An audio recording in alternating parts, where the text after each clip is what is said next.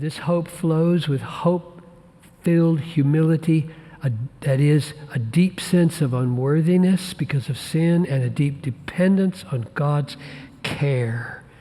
Humility is not paralyzing.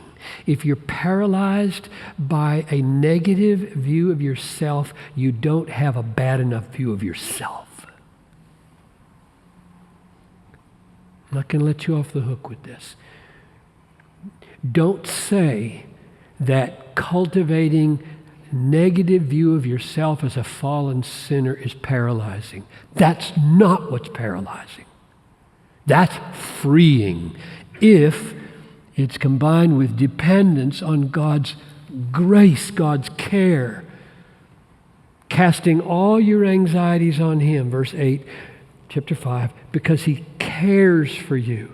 And one of those anxieties is, I'm a sinner and I'm not going to make it in the judgment. So humility is a double thing. It is a deep despairing of myself and a deep restful dependence on I am cared for.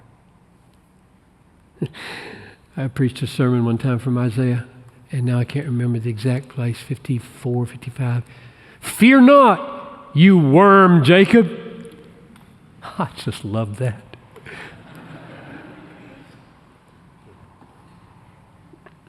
Back in the 70s, people were all getting their back up because the self-esteem movement was just gaining energy, and they called some of us vermicular theologians. You know what that means? Worm theologians. You preach worm theology. Worm, worm, worm. How boring is that? That's not helpful. Fear not, you worm, Jacob. You use your concordance to find that text. That's an exact quote in Isaiah. Fear not. I'll preach the sermon. You can go find it online. Just put in, fear not, worm, and Desiring God's awesome search engine will just call it right up. And I just said, if you don't have both of those, you just won't get half the Bible. I'm a worm, and I'm fearless in the presence of Almighty God. Draw boldly to the throne of grace. Worm.